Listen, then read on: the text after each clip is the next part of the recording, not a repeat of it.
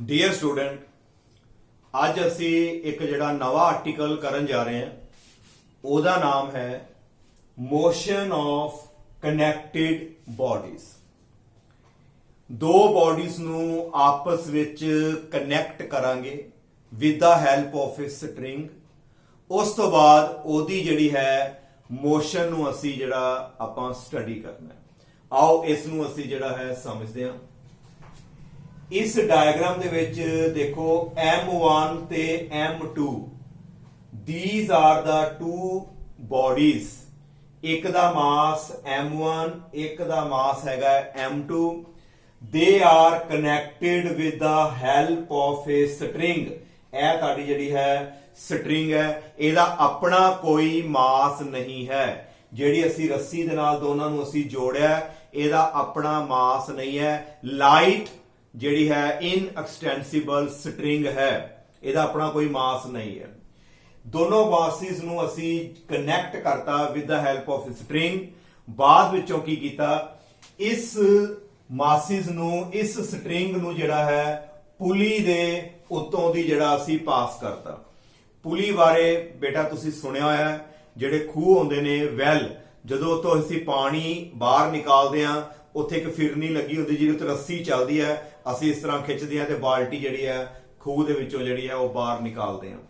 ਨਾਓ ਇਹ ਪੂਰੇ ਸਿਸਟਮ ਨੂੰ ਅਸੀਂ ਪੁਲੀ ਦੇ ਉੱਤੋਂ ਦੀ ਲੰਘਾ ਦਿੱਤਾ ਹੈ ਤੇ ਜਿਹੜੀ ਪੁਲੀ ਹੈ ਇਹ ਸਾਡੀ ਫ੍ਰਿਕਸ਼ਨਲੈਸ ਹੈ। ਪੁਲੀ ਦੇ ਵਿੱਚ ਬਿਲਕੁਲ ਵੀ ਫੋਰਸ ਆਫ ਫ੍ਰਿਕਸ਼ਨ ਨਹੀਂ ਹੈ, ਕਹਿਣ ਦਾ ਮਤਲਬ ਬਿਲਕੁਲ ਵੀ ਰਗੜ ਨਹੀਂ ਹੈ। ਨਾਓ ਜਦੋਂ ਤੁਸੀਂ ਇਹ ਦੋਨੋਂ ਮਾਸਿਸ ਨੂੰ ਛੱਡ ਦੋਗੇ, then due to the weight ਕਰਕੇ ਜਿਹੜੀ ਹੈ ਇੱਕ ਮਾਸ ਥੱਲੇ ਨੂੰ ਜਾਏਗਾ, ਦੂਜਾ ਉੱਪਰ ਜਾਏਗਾ। ਕਿਹੜਾ ਮਾਸ ਥੱਲੇ ਨੂੰ ਜਾਏਗਾ ਕਿਹੜਾ ਉੱਪਰ ਜਾਏਗਾ ਉਹ ਡਿਪੈਂਡ ਕਰਦਾ ਹੈ ਕਿਹਦਾ weight ਜ਼ਿਆਦਾ ਹੈ। ਨਾਓ ਇਹਦਾ ਮਾਸ ਕਿੰਨਾ ਹੈ M1 ਤੇ ਤੁਹਾਨੂੰ ਪਤਾ ਹੈ ਕਿ ਜਿਹੜਾ weight ਹੁੰਦਾ ਹੈ weight is acting vertically downward। ਇਹਦਾ weight ਕਿੰਨਾ ਆਏਗਾ M1G। ਨਾਓ ਦੂਸਰਾ ਜਿਹੜਾ ਹੈ ਇਹਦਾ weight ਕਿੰਨਾ ਹੋਏਗਾ, ਸਾਡੇ ਕੋਲ ਆ ਜਾਏਗਾ M2G।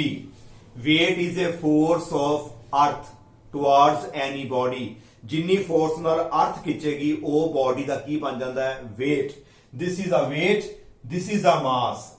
ਨਾਓ ਦੋਨੋਂ weight ਜਿਹੜੇ ਨੇ vertically downward।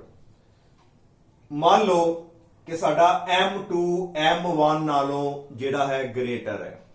ਇਹ ਵਾਲਾ ਜਿਹੜਾ ਮਾਸ ਹੈ M2 ਅਸੀਂ ਮੰਨ ਕੇ ਚੱਲੇ ਆ ਜ਼ਿਆਦਾ ਭਾਰਾ ਹੈ ਕਿਹਦੇ ਨਾਲੋਂ M1 ਨਾਲੋਂ। ਫਿਰ ਕੀ ਹੋਏਗਾ, ਜਦੋਂ ਅਸੀਂ ਇਹਨੂੰ ਸਿਸਟਮ ਨੂੰ ਛੱਡ ਦਾਂਗੇ ਇੱਥੇ ਬਿਲਕੁਲ ਵੀ ਫ੍ਰਿਕਸ਼ਨ ਨਹੀਂ ਹੈ। ਹੋਏਗਾ ਕਿ M2 ਹੈਵੀ ਹੋਣ ਕਰਕੇ ਇਹ ਜਿਹੜੀ ਮੋਸ਼ਨ ਹੈ ਇਸ ਤਰ੍ਹਾਂ ਸਟਾਰਟ ਹੋ ਜਾਏਗੀ। M2 will go downward ਤੇ M1 it will move upward। ਇਹ ਦੋਨੋਂ ਜਿਹੜੇ ਨੇ ਇਸ ਤਰ੍ਹਾਂ ਮੂਵ ਕਰਨਗੇ। ਜੇ ਇਹਦੇ ਵਿੱਚ ਐਕਸਲਰੇਸ਼ਨ ਪੈਦਾ ਹੋਈ A, ਕਿਉਂਕਿ ਇੱਕਦਮ ਇਹਨੇ ਉੱਪਰ ਜਾਣਾ ਹੈ, ਇਹਦੇ ਵਿੱਚ ਐਕਸਲਰੇਸ਼ਨ A ਹੈ ਤੇ ਓਨੀ ਹੀ ਐਕਸਲਰੇਸ਼ਨ ਦੇ ਨਾਲ ਦੂਜਾ ਮਾਸ ਵੀ ਜਿਹੜਾ ਹੈ ਉਹ ਨੀਚੇ ਆਏਗਾ। Because both are connected with the help of a string and there is no any friction in the pulley। ਬਿਲਕੁਲ ਵੀ ਰਗੜ ਨਹੀਂ ਹੈ, ਦੋਨੋਂ ਪਾਸੇ ਜਿਹੜਾ ਹੈ ਸੇਮ ਐਕਸਲਰੇਸ਼ਨ ਪ੍ਰੋਡਿਊਸ ਹੋਏਗੀ। ਜਿੰਨੀ ਐਕਸਲਰੇਸ਼ਨ ਦੇ ਨਾਲ ਉੱਪਰ ਜਾਏਗਾ M1 ਓਨੀ ਹੀ ਐਕਸਲਰੇਸ਼ਨ ਦੇ ਨਾਲ ਜਿਹੜਾ M2 ਹੈ ਉਹ ਨੀਚੇ ਨੂੰ ਆਏਗਾ। ਆਈ ਥਿੰਕ ਕਿ ਤੁਹਾਨੂੰ ਇੱਥੋਂ ਤੱਕ ਸਾਰਾ ਕਲੀਅਰ ਹੋ ਗਿਆ। ਨਾਓ ਜਦੋਂ ਇਸ ਸਟ੍ਰਿੰਗ ਦੇ ਨਾਲ ਅਸੀਂ weight ਅਟੈਚ ਕਰ ਦਿੱਤਾ, ਜਦੋਂ ਵੀ ਅਸੀਂ ਸਟ੍ਰਿੰਗ ਦੇ ਨਾਲ weight ਅਟੈਚ ਕਰਾਂਗੇ ਤੇ ਸਟ੍ਰਿੰਗ ਦੇ ਵਿੱਚ ਜਿਹੜੀ ਹੈ ਇੱਕ ਖਿੱਚ ਪੈਦਾ ਹੋਏਗੀ। ਜਿਸ ਤਰ੍ਹਾਂ ਸਾਡੇ ਕੋਲ ਮੰਨ ਲਓ ਡੋਰ ਹੈ, ਜੇ ਡੋਰ ਹੈ ਬਿਲਕੁਲ ਢਿੱਲੀ ਹੈ ਤੇ ਜੇ ਡੋਰ ਦੇ ਨਾਲ ਅਸੀਂ ਥੱਲੇ ਕੋਈ ਇੱਟਾ ਕੋਈ ਪੱਥਰ ਅਸੀਂ ਬੰਨ੍ਹ ਦਿੰਨੇ ਆ ਤੇ ਜਦੋਂ ਅਸੀਂ ਇਹਨੂੰ ਖਿੱਚਦੇ ਆ ਤੇ ਤੁਸੀਂ ਦੇਖੋਗੇ ਜਿਹੜੀ ਉਹ ਸਟ੍ਰਿੰਗ ਹੈ, ਡੋਰ ਹੈ, ਥ੍ਰੈਡ ਹੈ, ਜੋ ਵੀ ਹੈ ਉਹਦੇ ਵਿੱਚ ਖਿੱਚ ਪੈਦਾ ਹੁੰਦੀ ਹੈ, ਖਿਚਾ। ਉਹਨੂੰ ਅਸੀਂ ਬੋਲਦੇ ਆ ਟੈਂਸ਼ਨ। ਟੈਂਸ਼ਨ ਜਿਹੜਾ ਹੈ ਇੱਕ ਹੈ ਤੁਹਾਡੇ ਵਾਸਤੇ ਨਵਾਂ ਵਰਡ ਹੈ tension. It is just a force. ਇੱਕ ਜਿਹੜੀ ਫੋਰਸ ਸਟ੍ਰਿੰਗ ਵਿੱਚ ਪੈਦਾ ਹੁੰਦੀ ਹੈ ਉਹਦਾ ਨਾਮ ਜਿਹੜਾ ਅਸੀਂ ਕੀ ਰੱਖਿਆ ਹੋਇਆ, tension in the string. It means what is tension? Tension is a force. ਤੇ ਟੈਂਸ਼ਨ ਨੂੰ ਅਸੀਂ ਡਿਨੋਟ ਕਰਦੇ ਆ, T ਦੇ ਨਾਲ ਅਸੀਂ ਡਿਨੋਟ ਕਰਦੇ ਆ। ਤੇ ਟੈਂਸ਼ਨ ਦਾ ਜਿਹੜਾ ਯੂਨਿਟ ਹੋਏਗਾ ਉਹ ਵੀ ਸਾਡਾ ਨਿਊਟਨ ਹੀ ਹੋਏਗਾ, because tension is the force set up in the string.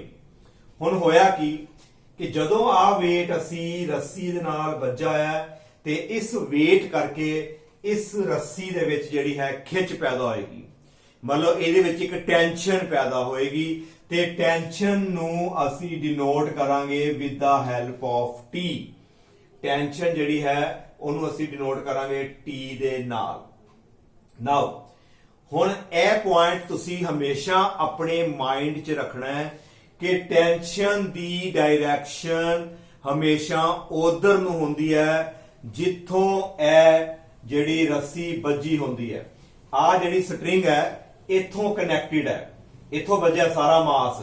Tension ਜਿਹੜੀ ਹੋਏਗੀ ਉੱਪਰ ਨੂੰ ਹੋਏਗੀ। ਸਿਮਿਲਰਲੀ ਇਹਦੇ ਵਿੱਚ ਵੀ ਜਿਹੜੀ ਟੈਂਸ਼ਨ ਆਏਗੀ ਇਹ ਵੀ ਤੁਹਾਡੇ ਕੋਲ ਅਪਵਰਡ ਡਾਇਰੈਕਸ਼ਨ ਦੇ ਵਿੱਚ ਹੀ ਆਏਗੀ, because this string is connected from this side here। ਇੱਥੋਂ ਜੁੜੀ ਹੋਈਆਂ ਦੋਨੋਂ ਜੜੀਆਂ ਉੱਪਰ ਨੂੰ ਹੁੰਦੀ ਹੈ। ਇਹ ਕਿਉਂ ਉੱਪਰ ਨੂੰ ਹੈ, ਆਓ ਇਹਨੂੰ ਸਮਝਣ ਦੀ ਕੋਸ਼ਿਸ਼ ਕਰਦੇ ਹਾਂ। ਨਾਓ ਪਲੀਜ਼ ਟੈਲ,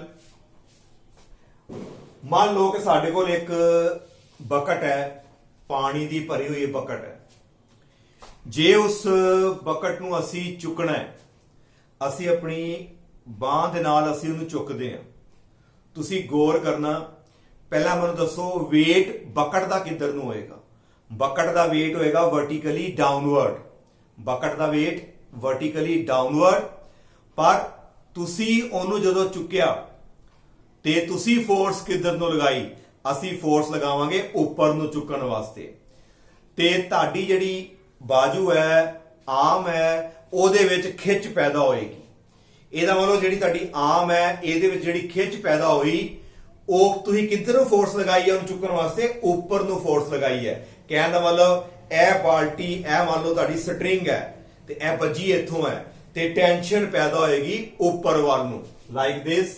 ਮੰਨ ਲਓ ਵੀ ਆ ਸਾਡੇ ਕੋਲ ਜਿਹੜੀ ਹੈ ਇੱਕ ਬਕਟ ਹੈ ਜਿਹਨੂੰ ਅਸੀਂ ਚੁੱਕਣਾ, ਇੱਥੇ ਇਹਦਾ ਹੈਂਡਲ ਲੱਗਾ ਹੈ ਤੇ ਅਸੀਂ ਜਦੋਂ ਚੁੱਕਾਂਗੇ ਤੇ ਇਹ ਸਾਡੀ ਜਿਹੜੀ ਹੈ ਆਰਮ, ਫੋਰਸ ਕਿੱਧਰ ਲਗਾਵਾਂਗੇ ਅਸੀਂ? ਉੱਪਰ ਨੂੰ। ਤੇ ਬਕਟ ਦਾ weight ਕਿੱਧਰ ਆਏਗਾ? ਨੀਚੇ ਨੂੰ। weight ਦੇ ਅਗੇਂਸਟ ਅਸੀਂ ਫੋਰਸ ਲਗਾ ਕੇ ਇਹਨੂੰ ਚੁੱਕਣਾ ਹੈ। ਹਮੇਸ਼ਾ ਟੈਂਸ਼ਨ ਕਿੱਧਰ ਨੂੰ ਆਏਗੀ? ਉੱਪਰ ਨੂੰ ਆਏਗੀ, ਕਿਉਂਕਿ ਟੈਂਸ਼ਨ ਨੇ weight ਨੂੰ ਬੈਲੈਂਸ ਕਰਨਾ ਹੈ। ਤੇ ਜੇ ਟੈਂਸ਼ਨ ਵੀ ਬੇਟਾ ਤੁਹਾਡੀ ਨੀਚੇ ਨੂੰ ਹੋਵੇ, ਇਹ ਤੇ ਦੋਨੋਂ ਫੋਰਸਿਸ ਨੀਚੇ ਨੂੰ ਹੋ ਗਈਆਂ, ਇਹਦਾ ਮਤਲਬ ਤੁਸੀਂ ਉੱਪਰ ਨੂੰ ਤੁਸੀਂ ਨਹੀਂ ਚੁੱਕ ਸਕਦੇ।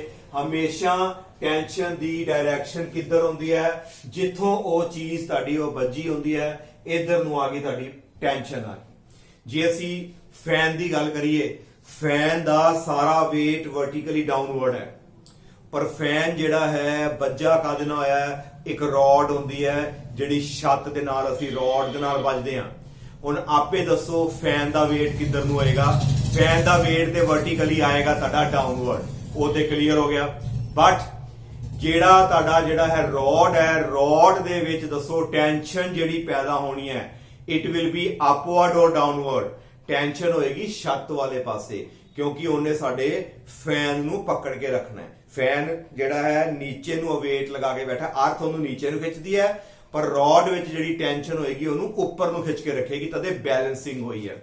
Tension will be always towards the point of suspension. ਜਿੱਥੋਂ ਅਸੀਂ ਲਟਕਾਇਆ ਉਹਦੇ ਵਾਲੇ ਪਾਸੇ ਜਿਹੜੀ ਹੈ ਤੁਹਾਡੀ ਉਹ ਟੈਂਸ਼ਨ ਹੁੰਦੀ ਹੈ। ਨਾਓ ਆਈ ਥਿੰਕ ਤੁਹਾਨੂੰ ਟੈਂਸ਼ਨ ਬਾਰੇ ਇਹ ਕਲੀਅਰ ਹੋ ਗਿਆ। ਨਾਓ ਇਸ ਪੂਰੇ ਸਿਸਟਮ ਨੂੰ ਅਸੀਂ ਦੋ ਪਾਰਟਸ ਵਿੱਚ ਡਿਵਾਈਡ ਕਰਨ ਲੱਗੇ ਹਾਂ। ਇਹਨਾਂ ਦੋ ਪਾਰਟਸ ਨੂੰ ਅਸੀਂ ਬੋਲਦੇ ਹਾਂ FBD। ਜਿਹੜਾ ਆਹ ਸਿਸਟਮ ਹੈ ਕਨੈਕਟਡ ਮੋਸ਼ਨ, ਜੇ ਇਹਨੂੰ ਸਟੱਡੀ ਕਰਨਾ ਹੈ ਅਸੀਂ ਇਹਨੂੰ ਟੂ ਪਾਰਟਸ ਵਿੱਚ ਡਿਵਾਈਡ ਕਰ ਲਿਆ। ਇੱਕ ਤੇ ਤੁਹਾਡੇ ਕੋਲ ਆਹ ਵਾਲਾ ਪਾਰਟ ਆ ਗਿਆ ਤੇ ਇੱਕ ਸਾਡੇ ਕੋਲ ਆਹ ਦੂਸਰਾ ਹਿੱਸਾ ਹੈ। ਇਹਨਾਂ ਨੂੰ ਅਸੀਂ ਦੋਨਾਂ ਨੂੰ ਮੈਂ ਤੁਹਾਨੂੰ ਇੱਥੇ ਸੈਪਰੇਟ ਬਣਾ ਕੇ ਦਿਖਾਣਾ ਹੈ। ਇੱਕ ਤੁਹਾਡੇ ਕੋਲ ਆ ਗਿਆ M1G ਤੇ ਉੱਪਰ ਨੂੰ ਜਿਹੜੀ ਲੱਗੀ ਹੋਈ ਹੈ ਤੁਹਾਡੇ ਕੋਲ ਟੈਂਸ਼ਨ, ਤੇ ਇਹ ਜਾ ਕਿੱਧਰ ਰਿਹਾ ਹੈ? ਉੱਪਰ ਨੂੰ। ਇਹ ਪਹਿਲਾ ਪਾਰਟ ਹੈ ਜਿਹਦਾ ਮਾਸ ਹੈਗਾ m1। ਇਹ ਸਾਡਾ ਦੂਸਰਾ ਪਾਰਟ, ਇਹਦਾ weight ਜਿਹੜਾ ਹੈ ਨੀਚੇ ਨੂੰ m2g, ਟੈਂਸ਼ਨ ਜਿਹੜੀ ਹੈ ਉੱਪਰ ਨੂੰ, ਬਟ ਇਹ ਜਾ ਕਿੱਧਰ ਰਿਹਾ ਹੈ? ਇਹ ਸਾਡਾ ਜਾ ਰਿਹਾ ਨੀਚੇ ਨੂੰ। ਇਹ ਦੋ ਡਾਇਗਰਾਮ ਜਿਹੜੀਆਂ ਅਸੀਂ ਸੈਪਰੇਟ ਕਰ ਲਿਆ, ਇਹਨਾਂ ਨੂੰ ਅਸੀਂ ਬੋਲਦੇ ਹਾਂ FBD। ਫੁੱਲ ਫਾਰਮ ਕੀ ਹੈ ਨੋਟ ਕਰ ਲਓ, ਫ੍ਰੀ ਬੋਡੀ ਡਾਇਗਰਾਮ। ਇਹਨੂੰ ਅਸੀਂ ਕੀ ਬੋਲਦੇ ਹਾਂ? ਇਹ ਨੋਟ ਕਰ ਲਓ, ਫ੍ਰੀ ਬੋਡੀ ਡਾਇਗਰਾਮ। ਜਦੋਂ ਵੀ ਕਨੈਕਟਿਡ ਮੋਸ਼ਨ ਨੂੰ ਸਟੱਡੀ ਕਰਨਾ ਹੈ ਸਾਨੂੰ ਉਹਦੀ FBD ਬਣਾਣੀ ਹੀ ਪਏਗੀ, ਅਦਰਵਾਈਜ਼ ਤੁਸੀਂ ਮੋਸ਼ਨ ਨੂੰ ਸਟੱਡੀ ਨਹੀਂ ਕਰ ਪਾਓਗੇ। ਇਹ ਸਾਡੀ ਜਿਹੜੀ ਹੈ FBD ਹੈ, free body diagram. Free body diagram ਕੀ ਚੀਜ਼ ਹੈ?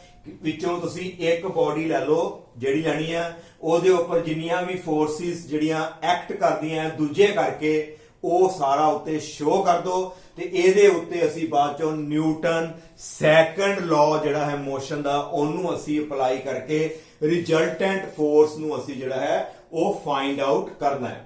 ਨਾਓ ਆਈ ਥਿੰਕ ਕਿ ਤੁਹਾਨੂੰ FBD ਬਾਰੇ ਪਤਾ ਲੱਗ ਗਿਆ, free body diagram. Now please tell, ਇਹ ਨੀਚੇ ਨੂੰ ਕਿਉਂ ਜਾ ਰਿਹਾ ਸੀ? ਕਿਉਂਕਿ ਇਹਦਾ weight ਜ਼ਿਆਦਾ ਹੈ, ਮਾਸ ਅਸੀਂ ਜ਼ਿਆਦਾ ਮੰਨਿਆ। ਇਹ ਉੱਪਰ ਕਿਉਂ ਜਾ ਰਿਹਾ? ਕਿਉਂਕਿ m1 ਦੀ ਵੈਲਿਊ ਅਸੀਂ ਘੱਟ ਮੰਨੀ ਹੈ। ਨਾਓ ਇਹ ਵਾਲਾ ਸੈਕਸ਼ਨ ਅਸੀਂ ਵੱਖਰਾ ਸ਼ੋ ਕਰਤਾ। ਕੱਲ ਦੇ ਆਰਟੀਕਲ ਦੇ ਵਿੱਚ ਵੀ ਮੈਂ ਇਹਨੂੰ ਡਿਸਕਸ ਕੀਤਾ ਸੀ। ਪਲੀਜ਼ ਟੈਲ, weight ਕੀ ਕਹਿੰਦਾ ਹੈ? weight ਕਹਿੰਦਾ ਹੈ ਕਿ m1 ਨੀਚੇ ਨੂੰ ਆ ਜਾ। ਅਟੈਂਸ਼ਨ ਕੀ ਕਹਿੰਦੀ ਹੈ ਰੱਸੀ ਦੇ ਵਿੱਚ? ਇਹ ਕਹਿੰਦੀ ਹੈ ਉੱਪਰ ਨੂੰ ਆ ਜਾ। ਬਟ ਬੋਡੀ ਕਿੱਧਰ ਨੂੰ ਜਾ ਰਹੀ ਹੈ? ਤੁਸੀਂ ਦੇਖਿਆ ਬੋਡੀ ਜਿਹੜੀ ਹੈ ਉੱਪਰ ਨੂੰ ਜਾ ਰਹੀ ਹੈ। ਬੋਡੀ ਸਾਡੀ ਉੱਪਰ ਨੂੰ ਜਾ ਰਹੀ ਹੈ। ਹੁਣ ਆਪੇ ਸੋਚੋ ਕਿਹਦਾ ਇਫੈਕਟ ਜ਼ਿਆਦਾ ਹੋਏਗਾ? ਟੈਂਸ਼ਨ ਦੀ ਵੈਲਿਊ ਜ਼ਿਆਦਾ ਹੋਏਗੀ ਕਿ m1g ਦੀ ਵੈਲਿਊ ਜ਼ਿਆਦਾ ਹੋਏਗੀ? ਕੱਲ ਵੀ ਆਪਾਂ ਡਿਸਕਸ ਕੀਤਾ ਸੀ ਨੈਟ ਫੋਰਸ ਕੱਢਣ ਦਾ ਤਰੀਕਾ। Now body is moving upward, it means tension ਦੇ ਵਿੱਚੋਂ ਅਸੀਂ m1g ਨੂੰ ਮਾਈਨਸ ਕਰ ਦਾਂਗੇ ਤੇ ਸਾਡੇ ਕੋਲ ਆਏਗੀ ਨੈਟ ਫੋਰਸ। ਨੈਟ ਫੋਰਸ ਕੱਢਣ ਦਾ ਤਰੀਕਾ ਦੇਖੋ ਬੇਟਾ, ਕੱਲ ਵੀ ਸਮਝਾਇਆ। ਮੰਨ ਲਓ ਉੱਪਰ 12 ਨਿਊਟਨ ਹੈ, ਮੰਨ ਲਓ ਥੱਲੇ 10 ਨਿਊਟਨ ਹੈ। ਪਲੀਜ਼ ਟੈਲ ਬੋਡੀ ਕਿੱਧਰ ਨੂੰ ਜਾਏਗੀ? ਬੋਡੀ ਵਿਲ ਮੂਵ ਅਪਵਰਡ, ਤੇ ਅਸੀਂ ਉੱਪਰ ਵਿੱਚੋਂ ਨੀਚੇ ਵਾਲੀ ਮਾਈਨਸ ਕਰ ਦਾਂਗੇ, ਸਾਡੇ ਕੋਲ ਜਿਹੜੀ ਹੈ ਨੈਟ ਫੋਰਸ ਆ ਜਾਏਗੀ F। ਨਾਓ ਜਿੰਨੀ ਦੇਰ ਤੱਕ ਇਹਦੀ ਤੁਸੀਂ ਪ੍ਰੈਕਟਿਸ ਨਹੀਂ ਕਰਦੇ ਉਨੀ ਦੇਰ ਤੱਕ ਸਾਨੂੰ ਨਿਊਟਨ ਸੈਕੰਡ ਲਾਅ ਅਪਲਾਈ ਨਹੀਂ ਕਰਨਾ ਆਏਗਾ। ਨਾਓ ਉੱਪਰ ਨੂੰ ਜਾ ਰਹੀ ਹੈ, ਇਹਦਾ ਮਤਲਬ T ਦੀ ਵੈਲਿਊ ਵੱਧ ਹੋਏਗੀ। T minus m1g equal to net force, ਤੇ net force ਦਾ ਫਾਰਮੂਲਾ mass into acceleration। ਮਾਸ ਕਿਹੜਾ ਚੱਲਦਾ ਪਿਆ ਹੈ? m1, ਤੇ ਐਕਸਲਰੇਸ਼ਨ ਕਿਹੜੀ ਹੈ ਸਾਡੇ ਕੋਲ? a। ਇਹ ਸਾਡੀ ਆ ਗਈ ਇਕੁਏਸ਼ਨ ਨੰਬਰ 1। ਇਕੁਏਸ਼ਨ ਨੰਬਰ 1 ਜੇ ਇੱਥੇ ਨਹੀਂ ਪਾਣਾ ਵਿੱਚੋਂ ਤੁਸੀਂ ਲਿਖ ਸਕਦੇ ਹੋ T minus m1g equal to m1a। This is equation number 1। F ਨੂੰ ਵਿੱਚੋਂ ਛੱਡ ਦਿੱਤਾ ਅਸੀਂ। ਨਾਓ ਇਸ ਤੋਂ ਬਾਅਦ ਇਹ ਸੈਕੰਡ ਬੋਡੀ ਵਾਸਤੇ ਦੇਖੋ, ਇਹ ਕਾਹਦੇ ਵਾਸਤੇ ਹੈਗੀ ਹੈ? ਇੱਥੇ ਹੈਡਿੰਗ ਪਾ ਦਾਂਗੇ ਫॉर ਮਾਸ m1। ਇਹ m1 ਵਾਸਤੇ। ਹੁਣ ਹੈਡਿੰਗ ਪਾਵਾਂਗੇ ਫॉर ਜਿਹੜਾ ਸਾਡਾ ਮਾਸ ਹੈਗਾ m2। ਇਹਦੇ ਬਾਰੇ ਅਸੀਂ ਜਿਹੜਾ ਹੈ ਆਪਾਂ ਡਿਸਕਸ ਕਰੀਏ। ਆਪਣੇ ਆਪ ਕੋਸ਼ਿਸ਼ ਕਰੋ ਇਹਦੀ ਜਿਹੜੀ ਹੈ ਨਿਊਟਨ ਸੈਕੰਡ ਲਾਅ ਅਪਲਾਈ ਕਰਨ ਦੀ। ਪਹਿਲਾਂ ਦੇਖੋ ਬੋਡੀ ਜਾ ਕਿੱਧਰ ਰਹੀ ਹੈ? ਨੀਚੇ ਨੂੰ। ਜੇ ਨੀਚੇ ਨੂੰ ਜਾ ਰਹੀ ਹੈ ਤੇ ਮਤਲਬ ਇਹਦਾ ਇਫੈਕਟ ਜ਼ਿਆਦਾ ਹੋਏਗਾ। ਅਸੀਂ ਪਹਿਲਾਂ ਲਿਖਾਂਗੇ m2g, ਵਿੱਚੋਂ ਮਾਈਨਸ ਕਿਹੜਾ ਕਰਾਂਗੇ? ਵਿੱਚੋਂ t, ਤੇ ਇਕੁਅਲ ਟੂ ਆਏਗਾ ਸਾਡੇ ਕੋਲ ਨੈਟ ਫੋਰਸ। ਤੇ ਨੈਟ ਫੋਰਸ ਅਸੀਂ ਕਿਸ ਤਰ੍ਹਾਂ ਨਿਕਾਲਦੇ ਹਾਂ? m2g minus t equal to mass into acceleration. ਤੇ ਕਿਹੜਾ ਮਾਸ ਹੈ? ਇੱਥੇ ਆ ਜਾਏਗਾ m2। This is equation number 2। ਇਹ ਸਾਡੇ ਕੋਲ ਜਿਹੜੀ ਹੈ ਸੈਕੰਡ ਇਕੁਏਸ਼ਨ ਤੁਹਾਡੀ ਜਿਹੜੀ ਹੈ ਉਹ ਤਿਆਰ ਹੋ ਗਈ। ਆਈ ਥਿੰਕ ਕਿ ਤੁਹਾਨੂੰ ਜਿਹੜਾ ਹੈ ਇਹ ਡਾਇਗਰਾਮ ਸਾਰੀ ਕਲੀਅਰ ਹੋ ਗਈ। ਮੈਂ ਹੁਣ ਡਾਇਗਰਾਮ ਨੂੰ ਜਿਹੜਾ ਹੈ ਰੱਬ ਕਰ ਦੇਣਾ ਹੈ। ਇਹਨਾਂ ਦੋਨਾਂ ਤੋਂ ਸਾਨੂੰ ਜਿਹੜੀਆਂ ਨੇ ਦੋ ਇਕੁਏਸ਼ਨਸ ਬਣ ਗਈਆਂ, ਨੰਬਰ 1 ਤੇ ਨੰਬਰ 2। ਹੁਣ ਅਸੀਂ ਕੀ ਕਰਨ ਲੱਗੇ ਹਾਂ? ਐਡਿੰਗ 1 and 2 ਦੋਨਾਂ ਨੂੰ ਅਸੀਂ ਐਡ ਕਰ ਦਿੰਦੇ ਹਾਂ। ਨਾਓ ਪਲੀਜ਼ ਐਡ ਜਦੋਂ ਐਡ ਕਰੋਗੇ ਪਹਿਲਾਂ ਲਿਖੋ t ਮਾਈਨਸ m1g ਪਲੱਸ ਇਹਨੂੰ ਐਡ ਕਰੋ ਸਾਡੇ ਕੋਲ ਆਏਗਾ m2g minus t m2g minus t equal to ਦੋਨਾਂ ਨੂੰ ਐਡ ਕਰਤਾ ਲੈਫਟ ਸਾਈਡ ਨਾਲ ਲੈਫਟ ਸਾਈਡ ਐਡ ਕਰਤੀ ਹੁਣ ਰਾਈਟ ਸਾਈਡ ਵੀ ਐਡ ਕਰ ਲਓ ਸਾਡੇ ਕੋਲ ਆ ਜਾਏਗਾ m1a ਪਲੱਸ m2a ਦੋਨਾਂ ਨੂੰ ਅਸੀਂ ਬੇਟਾ ਐਡ ਕਰ ਦਿੱਤਾ ਮਾਈਨਸ t ਤੇ ਪਲੱਸ t ਵਿੱਚੋਂ ਕੈਨਸਲ ਹੋ ਗਏ ਪਹਿਲਾਂ ਪਲੱਸ ਵਾਲੀ ਲਿਖ ਲਓ ਸਾਡੇ ਕੋਲ ਆ ਜਾਏਗਾ m2g minus m1g equal to ਇਹਨਾਂ ਦੋਨਾਂ ਚ ਕਾਮਨ ਕੀ ਆਏਗਾ ਸਾਡੇ ਕੋਲ ਆ ਗਿਆ m1 plus m2 ਤੇ ਬਾਹਰ ਆ ਜਾਏਗਾ a ਦੋਨਾਂ ਚ ਕਾਮਨ ਹੈ ਉਹਨੂੰ ਅਸੀਂ ਬਾਹਰ ਕੱਢ ਦਿੱਤਾ ਇਹਨਾਂ ਦੋਨਾਂ ਚ ਕੀ ਕਾਮਨ ਹੈ g ਇੱਥੇ ਆ ਜਾਏਗਾ m2 m1 ਨਾਲ ਆ ਗਿਆ g equal to a divided by m1 plus m2 ਆ ਵਾਲੀ ਜਿਹੜੀ ਵੈਲਿਊ ਇਹਦੇ ਨੀਚੇ ਕਰ ਦਿੱਤੀ ਤੇ g ਵਿੱਚੋਂ ਮੈਂ ਕਾਮਨ ਨਿਕਾਲ ਲਿਆ This is the formula for acceleration ਜਦੋਂ ਦੋ ਬੋਡੀਜ਼ ਨੂੰ ਆਪਸ ਵਿੱਚ ਲਾਈਟ ਇਨਐਕਸਟੈਂਸਿਬਲ ਸਟ੍ਰਿੰਗ ਦੇ ਨਾਲ ਜੁਆਇਨ ਕਰੋਗੇ ਤੇ ਉਹਨਾਂ ਵਿੱਚ ਜਿਹੜੀ ਐਕਸਲਰੇਸ਼ਨ ਪੈਦਾ ਹੋਏਗੀ ਦੋਨਾਂ ਬੋਡੀਜ਼ ਦੀਆਂ ਨਿਕਾਲਣ ਦਾ ਕੀ ਫਾਰਮੂਲਾ ਹੈ ਵੱਡੇ ਮਾਸ ਵਿੱਚੋਂ ਛੋਟਾ ਮਾਈਨਸ ਕਰਨਾ ਹੈ ਕਿਉਂਕਿ m2 ਮੈਂ ਵੱਡਾ ਲੈ ਕੇ ਚੱਲਿਆ ਸੀ m2 minus m1 divided by m1 plus m2 now here ਇਹ ਚੀਜ਼ ਨੋਟ ਕਰੋ ਜਿਹੜੀ ਸਾਡੀ ਐਕਸਲਰੇਸ਼ਨ ਹੈ ਉਹ g ਦੇ ਨਾਲੋਂ ਘੱਟ ਆਈ ਹੈ ਕਿਉਂਕਿ ਥੱਲੇ ਦੇਖੋ ਡਿਨੋਮੀਨੇਟਰ ਵੱਡਾ ਹੈ ਜਦੋਂ ਡਿਨੋਮੀਨੇਟਰ ਵੱਡਾ ਹੋਏਗਾ ਤੇ ਵੈਲਿਊ ਸਾਡੀ ਉਹ ਘਟ ਜਾਏਗੀ acceleration is less than g ਜਦੋਂ ਵੀ ਦੋ ਬੋਡੀਜ਼ ਨੂੰ ਕਨੈਕਟ ਕੀਤਾ ਜਾਵੇ with the help of a string ਬਾਅਦ ਵਿੱਚ ਉਹਨੂੰ ਪੁਲੀ ਦੇ ਉੱਤੋਂ ਪਾਸ ਕਰ ਦਿੱਤਾ ਜਾਵੇ ਦੋਨਾਂ ਵਿੱਚ ਜਿਹੜੀ ਹੈ ਐਕਸਲਰੇਸ਼ਨ ਜਿਹੜੀ ਪੈਦਾ ਹੋਏਗੀ ਉਹਦੀ ਵੈਲਿਊ ਜਿਹੜੀ ਹੈ ਗ੍ਰੈਵਿਟੀ ਦੇ ਨਾਲੋਂ ਹਮੇਸ਼ਾ ਘੱਟ ਹੀ ਆਣੀ ਹੈ ਇਹ ਤੁਸੀਂ ਜਿਹੜਾ ਇਹਨੂੰ ਯਾਦ ਰੱਖਣਾ ਹੈ ਤੇ ਇਹ ਫਾਰਮੂਲਾ ਤੁਸੀਂ ਨੋਟ ਕਰ ਲਓ ਨਾਓ ਇਸ ਤੋਂ ਬਾਅਦ ਅਸੀਂ ਜਿਹੜਾ ਹੈ ਨਿਕਾਲਣੀ ਹੈ ਟੈਂਸ਼ਨ ਜਿਹੜੀ ਉਹ ਸਟ੍ਰਿੰਗ ਸੀ ਉਹਦੇ ਵਿੱਚ ਜਿਹੜੀ ਖਿੱਚ ਪੈਦਾ ਹੋਈ ਟੈਂਸ਼ਨ ਉਹਦੀ ਵੈਲਿਊ ਵੀ ਅਸੀਂ ਜਿਹੜੀ ਹੈ ਉਹ ਨਿਕਾਲਣ ਜਾ ਰਹੇ ਹਾਂ ਉਹਨੂੰ ਅਸੀਂ ਕਿਸ ਤਰ੍ਹਾਂ ਫਾਈਂਡ ਆਊਟ ਕਰਾਂਗੇ ਜਿਹੜੀ ਇਕੁਏਸ਼ਨ ਨੰਬਰ 1 ਹੈ ਤੇ 2 ਹੈ ਇਹਨਾਂ ਦੋਨਾਂ ਨੂੰ ਅਸੀਂ ਸਭ ਤੋਂ ਪਹਿਲਾਂ ਤੇ ਡਿਵਾਈਡ ਕਰ ਦਿੰਦੇ ਹਾਂ ਨਾਓ ਇੱਥੇ ਮੈਂ ਇਹਨੂੰ ਕੈਲਕੂਲੇਸ਼ਨ ਕਰਨ ਲੱਗਾ ਇੱਥੇ ਇਹਦੀ ਡਿਵਾਈਡਿੰਗ 1 ਪਹਿਲਾਂ ਐਡ ਕੀਤਾ ਹੁਣ ਅਸੀਂ ਡਿਵਾਈਡਿੰਗ 1 by 2 1 ਨੂੰ 2 ਦੇ ਨਾਲ ਡਿਵਾਈਡ ਕਰ ਦੋ ਇੱਥੇ ਆਏਗਾ t minus m1g divided by ਸਾਡੇ ਕੋਲ ਆਏਗਾ m2g minus t ਇਧਰੋਂ ਆ ਜਾਏਗਾ m1a ਓਵਰ ਆ ਜਾਏਗਾ ਸਾਡੇ ਕੋਲ m2a a ਨਾ a ਸਾਡਾ ਕੀ ਹੋ ਗਿਆ cancel we get t minus m1g divided by m2g minus t equal to m1 divided by ਕਿੰਨਾ ਆ ਗਿਆ ਸਾਡੇ ਕੋਲ m2 ਹੁਣ ਅਸੀਂ ਇਹਨੂੰ ਕ੍ਰਾਸ ਮਲਟੀਪਲਾਈ ਕਰਾਂਗੇ ਨਾਓ ਜਦੋਂ ਇਹਨੂੰ ਕ੍ਰਾਸ ਮਲਟੀਪਲਾਈ ਕਰਦੇ ਆ ਉਸ ਤੋਂ ਬਾਅਦ ਫਰਦਰ ਅਸੀਂ ਇਹਨੂੰ ਸੋਲਵ ਕਰਦੇ ਆ ਨਾਓ ਇਹ ਜਿਹੜਾ ਮਾਸ ਇੱਥੇ ਆ ਜਾਏਗਾ ਨਾਓ m2 ਨੇ ਇਹਦੇ ਨਾਲ ਮਲਟੀਪਲਾਈ ਹੋ ਜਾਣਾ ਹੈ m2t minus m1 m2g equal to ਇਹ ਮਾਸ ਦੋਨਾਂ ਨਾਲ ਮਲਟੀਪਲਾਈ ਹੋਏਗਾ ਇਹ ਵੀ ਉੱਪਰ ਲੈ ਜਾਓ m1 ਇਹ ਦੋਨਾਂ ਨਾਲ ਮਲਟੀਪਲਾਈ ਹੋ ਜਾਏਗਾ ਨਾਓ m1 m2 ਨਾਲ ਆ ਗਿਆ g minus m1t t ਵਾਲੀਆਂ ਟਰਮਸ ਇਕੱਠੀਆਂ ਕਰ ਲਓ ਇਹਨੂੰ ਉਧਰ ਲੈ ਆਓ ਇਹਦੇ ਨਾਲ m2t plus m1t equal to ਇਹਨੂੰ ਤੁਸੀਂ ਉਧਰ ਲੈ ਜੰਨੇ ਆ ਸਾਡੇ ਕੋਲ ਆ ਗਿਆ m1 m2g ਇਹ ਮਾਈਨਸ ਉਧਰ ਜਾ ਕੇ ਪਲੱਸ m1 m2 ਸਾਡੇ ਕੋਲ ਕਿੰਨਾ ਆ ਜਾਏਗਾ g ਦੋਨਾਂ ਵਿੱਚੋਂ ਕਾਮਨ ਸਾਡੇ ਕੋਲ ਆ ਗਿਆ t m1 plus m2 ਆ ਦੇਖੋ m1 plus m2 t ਵਿੱਚੋਂ ਕਾਮਨ ਇਹਨਾਂ ਦੋਨਾਂ ਵਿੱਚੋਂ ਧਿਆਨ ਨਾਲ ਦੇਖੋ m1 m2g m1 m2g ਇਹ ਤਾਂ ਸੇਮ ਹੈ ਗਿਆ ਇਹ ਬਣ ਜਾਏਗਾ 2 m1 m2g 2m1 m2g ਤੇ ਟੈਂਸ਼ਨ ਦਾ ਫਾਰਮੂਲਾ ਕੀ ਆਏਗਾ 2m1 m2 ਡਿਵਾਈਡਡ ਬਾय ਇਹ ਸਾਰਾ ਨੀਚੇ ਆ ਜਾਏਗਾ ਸਾਡੇ ਕੋਲ ਆ ਜਾਏਗਾ m1 plus m2 ਮਲਟੀਪਲਾਈ ਬਾय ਸਾਡਾ ਕੋਲ ਕੀ ਆ ਗਿਆ ਨਾਲ g this is the formula to calculate the tension in the string ਇਹਦਾ ਮਤਲਬ ਜਦੋਂ ਵੀ ਸਾਡੇ ਕੋਲ ਕਨੈਕਟਡ ਮੋਸ਼ਨ ਹੋਏਗੀ ਅਸੀਂ ਦੋ ਚੀਜ਼ਾਂ ਨੂੰ ਕੈਲਕੂਲੇਟ ਕਰਨਾ ਹੈ ਇੱਕ ਤੇ ਅਸੀਂ ਕੈਲਕੂਲੇਟ ਕਰਨਾ ਹੈ ਐਕਸਲਰੇਸ਼ਨ ਜਿਹੜੀ ਪੂਰੇ ਸਿਸਟਮ 'ਚ ਪੈਦਾ ਹੋਈ ਤੇ ਦੂਸਰੀ ਜਿਹੜੀ ਅਸੀਂ ਚੀਜ਼ ਕੈਲਕੂਲੇਟ ਕਰਨੀ ਹੈ ਟੈਂਸ਼ਨ ਜਿਹੜੀ ਸਟ੍ਰਿੰਗ ਵਿੱਚ ਪੈਦਾ ਹੁੰਦੀ ਹੈ ਇੱਥੇ ਦੋਨਾਂ ਪਾਰਟਸ ਵਿੱਚ ਅਸੀਂ ਟੈਂਸ਼ਨ ਸੇਮ ਰੱਖੀ ਹੈ T ਕਿਉਂਕਿ ਅਸੀਂ ਮੰਨ ਕੇ ਚੱਲੇ ਆ ਜਿਹੜੀ ਫ੍ਰਿਕਸ਼ਨ ਲੈਸ ਸਾਡੇ ਕੋਲ ਜਿਹੜੀ ਆ ਉਹ ਪੁਲੀ ਹੈ ਤੇ ਜੇਕਰ ਕਿਤੇ ਫ੍ਰਿਕਸ਼ਨ ਹੋਈ ਕਿਤੇ ਪੁਲੀ ਦੇ ਵਿੱਚ